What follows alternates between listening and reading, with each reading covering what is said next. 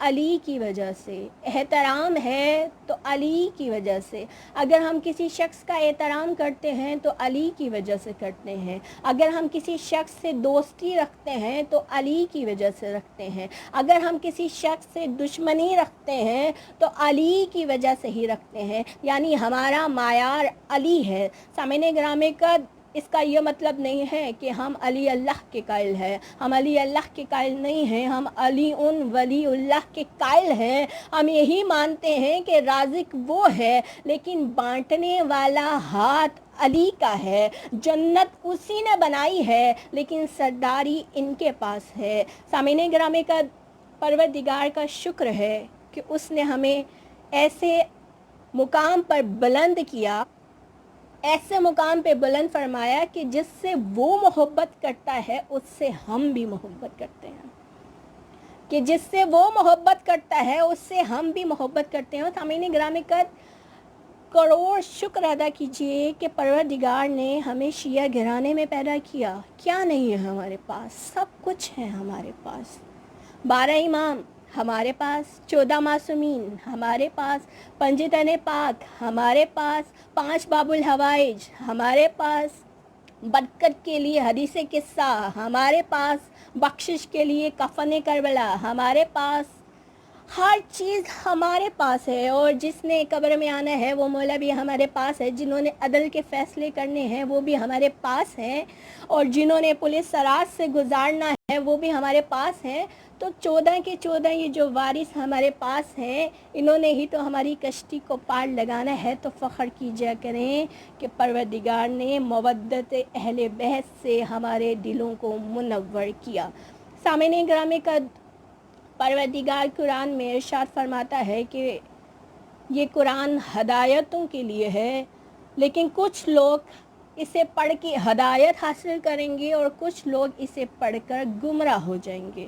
میں کہتی ہوں اے میرے پالنے والے، یہ قرآن تو نے بھیجا ہی ہدایتوں کے لیے ہے، تو پھر ایسے کیسے ہوگا کہ اسے پڑھ کر کچھ لوگ ہدایت پالیں گے اور کچھ لوگ گمراہ ہو جائیں گے؟ جب ہمارے امام جعفر صادق الصلوۃ والسلام سے پوچھا گیا کہ مولا یہ جو قرآن میں ہے کہ قرآن جو ہے کچھ لوگ اس کو پڑھنے سے ہدایت پا جائیں گے اور کچھ لوگ جو ہیں اسے پڑھنے سے گمراہ ہو جائیں گے، تو ہمارے امام نے کیا فرمایا؟ ہمارے امام فرماتے ہیں کہ وہ لوگ جو قرآن کو ہمارے سے ہٹ کے لیں گے وہ گمراہ ہو جائیں گے، اور وہ لوگ جو قرآن کو وارث قرآن سے لیں گے یقیناً وہی ہدایت پانے والے ہیں۔ سامعین گرامی کا تو وارث قرآن سے لیا ہوا قرآن جو ہے وہی آپ کو ہدایتیں دینے والا ہے۔ اور پھر ہمارے امام فرماتے ہیں کہ قرآن بھی ظرف دیکھ کے ہدایت دیتا ہے۔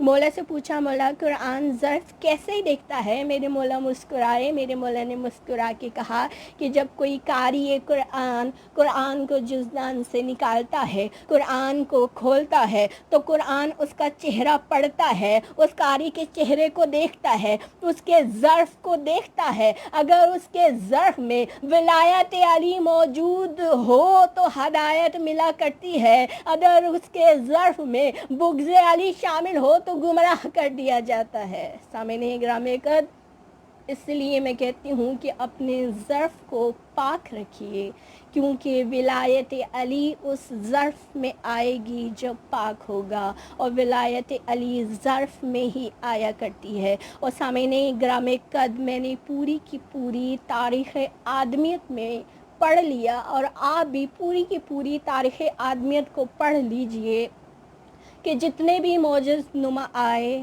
انہوں نے جتنے بھی معجزے دکھائے، ان معجزات کا وجود اس وقت تک رہا کہ جب تک کہ وہ خود تھے۔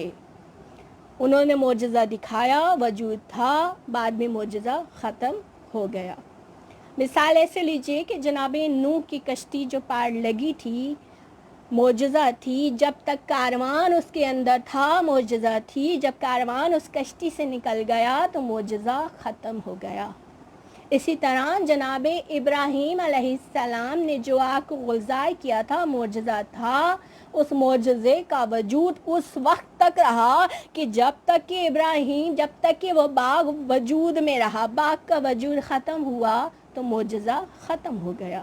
اسی طرح جناب موسیٰ کے عصا کا لے لیں کہ جب تک عصا پاس میں تھا معجزہ تھا، لیکن اب اس کی کوئی نشانی نہیں ملتی ہے۔ اور جناب داؤد جو ہیں وہ لوہے کو موم کر دیا کرتے تھے، لیکن ابھی اس معجزے کا کوئی وجود جو ہے وہ باقی نہیں ہے۔ اسی طرح جناب عیسیٰ پرندہ خلق کیا کرتے تھے، لیکن اب اس کی کوئی دلیل موجود نہیں ہے۔ یعنی اتنی بڑی بڑی ہستیاں آئیں، انبیاء آئیں، اپنے ساتھ معجزات لے کر آئیں، لیکن اس معجزے کا وجود اس وقت تک رہا کہ جب تک وہ تھیں، بعد میں اس کی کوئی نشانی باقی نہیں رہی۔ اور چلیے میں لے کر چلتی ہوں، آ گئی 13 رجب کی رات، اور جب علی کی ماں دیوار کعبہ کو چیر کر اندر داخل گئی تھی تو وہ نشان وہاں پر موجود تھا۔ اور اس کے بعد تاریخ میں آپ دیکھ لیجئے کہ کتنی بار جو ہے اس کعبے کی تعمیر ہوئی ہے، کہ کبھی سیلاب سے گرایا گیا، کبھی گولہ بارود سے جو ہے وہ گرایا گیا، کبھی آگ سے جلایا گیا، کتنی بار نئے سرے سے کعبے کی تعمیر ہوئی، لیکن علی کی ماں تھی اس لیے وہ لکیر باقی رہی، شگاف باقی رہا، معجزہ باقی رہا۔ تو معجز نما ذات ہے تو علی ابن ابی طالب کی ہے۔ سامعین گرامی کا جو علی سے محبت کرتا ہے وہ علم سے محبت کرتا ہے، جو علم سے محبت کرتا ہے وہ علی سے محبت کرتا ہے۔ سامعین گرامی کا اس لیے کہ علی سے محبت رکھ رہے ہیں، یعنی کہ علم سے محبت رکھ رہے ہیں۔ علی سے محبت کی تو دلیل سے محبت کی، علی سے محبت کی تو تفکر سے محبت کی، علی سے محبت کی تو تدبر سے محبت کی، علی سے محبت کی تو عقل سے محبت کی، علی سے محبت کی تو آپ نے شرافت سے محبت کی، علی سے محبت کی تو سخاوت سے محبت کی، علی سے محبت کی تو نبوت سے محبت کی، علی سے محبت کی تو رسالت سے محبت کی، علی سے محبت کی تو ولایت سے محبت کی، علی سے محبت کی تو معرفت سے محبت کی، خدا سے محبت کی، علی سے محبت کی تو سے محبت کی، تو جہاد بن نفس سے محبت کی، علی سے محبت کی تو زکوٰۃ سے محبت کی، اور علی سے محبت کی تو پھر نماز سے محبت۔ وہ نمازی اس نمازی سے محبت کیسے نہ کرے، توجہ رکھیے گا، وہ نمازی اس نمازی سے محبت کیسے نہ رکھے کہ جو نمازی حالت رکوع میں زکوٰۃ ادا کیا کرتے ہیں تو پروردگار عرش سے آیتیں اتارنا شروع کر دیتا ہے۔ یہ وہ علی ہیں کہ جن کی فضیلتوں کے لیے پروردگار نے بار بار آیتوں کو اتارا ہے۔ سامعین گرامی کا اگر ہم نماز پڑھتے ہیں اور اگر ہم نماز میں دو کام ایسے ہوتے ہیں کہ اگر ہم وہ دوران نماز کر لیں تو ہماری نماز ٹوٹ جایا کرتی ہے۔ ایک یہ ہے کہ بنا وجہ کے آپ کی غیر ضروری حرکت، اس کی وجہ سے نماز ٹوٹ جاتی ہے۔ دوسرا، دوران نماز گفتگو کرنا، یہ آپ اور میرے جیسے لوگوں کے لیے ہے۔ سامعین گرامی کا اب چلتے ہیں اس نماز کی طرف کہ علی حالت رکوع میں ہیں اور ساحل نے صدا دی، علی نے اپنے ہاتھ کو آگے بڑھا دیا، علی نے ہاتھ کو بڑھایا، ساحل نے انگوٹھی اتاری اور اتار کے چلا گیا۔ نماز تو نہ ٹوٹی لیکن اللہ کی آیت آ گئی کہ اطاعت کرو اللہ کی، اطاعت کرو اس کے رسول کی، اور اطاعت کرو ان کی کہ جو حالت رکوع میں زکوٰۃ دینے والے ہیں۔ سامعین گرامی قدر، یہ وہ علی ہیں اور یہ پوری کائنات کے اندر واحد ہستی ہیں علی کی کہ جنہوں نے سجدے کی حالت میں کہا فزت و رب کعبہ، رب کعبہ کی قسم آج علی کامیاب ہو گیا۔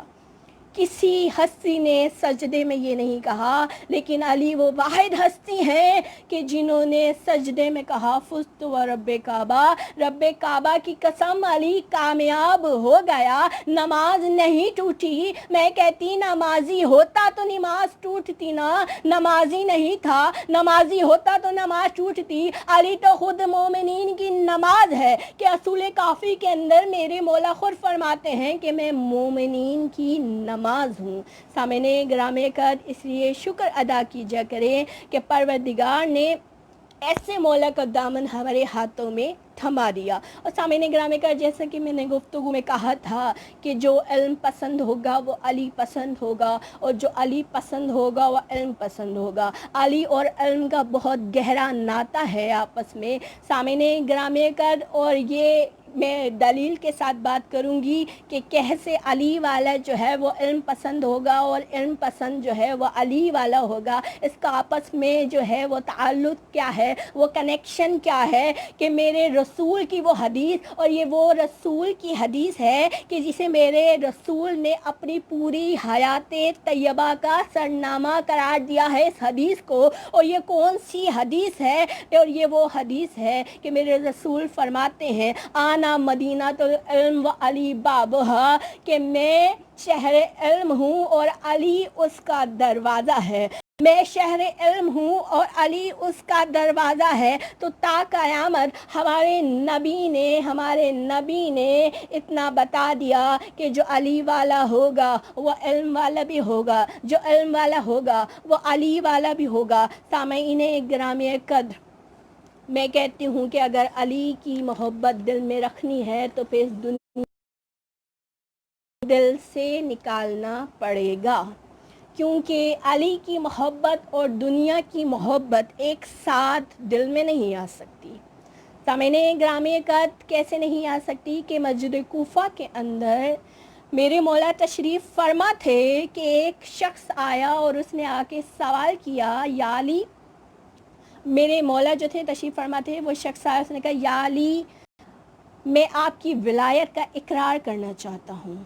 تو میرے مولا کا جواب سنیے گا۔ میرے مولا فرماتے ہیں ٹھیک ہے۔